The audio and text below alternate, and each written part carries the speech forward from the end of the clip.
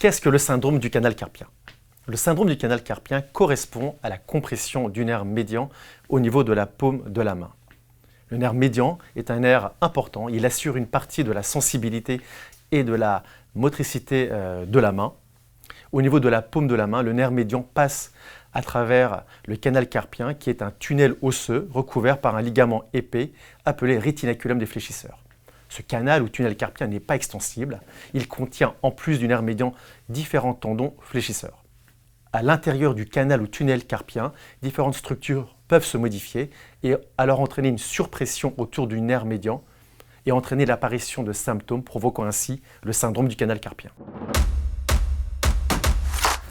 Le plus souvent, il n'y a pas de cause spécifique identifiable. On parle de syndrome du canal carpien idiopathique. On constate simplement qu'il s'agit le plus souvent de personnes âgées de 40 à 60 ans, plutôt des femmes, plutôt des sujets ayant un travail manuel et répétitif. C'est pourquoi d'ailleurs le syndrome du canal carpien peut être reconnu en maladie professionnelle. Dans certains cas, le syndrome du canal carpien est secondaire à une autre maladie, comme le diabète, les troubles thyroïdiens, la maladie de base dos, la polyarthrite rhumatoïde ou certaines fractures du poignet ou de la main. La grossesse et le postpartum sont également des facteurs favorisant l'apparition d'un syndrome du canal carpien. Les patients se plaignent de picotements, de fourmillements, de brûlures dans les 3 ou 4 premiers doigts. Il s'agit de symptômes qui sont fluctuants dans la journée, aggravés la nuit et pouvant même entraîner des réveils nocturnes obligeant le patient à secouer les doigts. Le maintien de certaines postures, comme utiliser un téléphone portable ou travailler de manière prolongée sur l'ordinateur, peut devenir difficile du fait des picotements ou de l'engourdissement. Lorsque la compression se prolonge, on peut observer une baisse de la sensibilité au bout des doigts, voire une perte de la force avec une fonte musculaire. Un électromyogramme est nécessaire. Celui-ci est réalisé par un neurologue ou un électrophysiologiste qui, à l'aide de patchs ou de petites aiguilles, va analyser le fonctionnement du nerf. L'examen permet de faire le diagnostic du syndrome du canal carpien, mais également d'en préciser l'intensité afin de guider le traitement. Le traitement dépendra de l'importance de la compression du nerf médian mesurée à l'électromyogramme.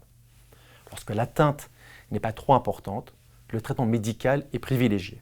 Celui-ci consiste à prendre des anti-inflammatoires, à reposer la main et éventuellement porter une attelle de repos la nuit et effectuer 1 à 3 infiltrations de cortisone dans le canal carpien auprès de son rhumatologue ou auprès du chirurgien de la main.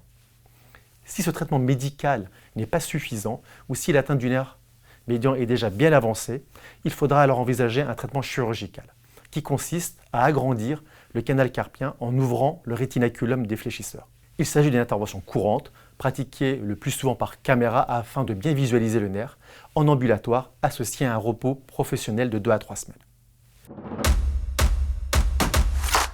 Il faudra éviter l'usage prolongé d'outils fortement vibrants. Les travaux manuels réalisés dans une ambiance froide nécessitent le port de gants. Les poignées des outils doivent être parfaitement adaptées à la morphologie, ni trop grosses ni trop petites.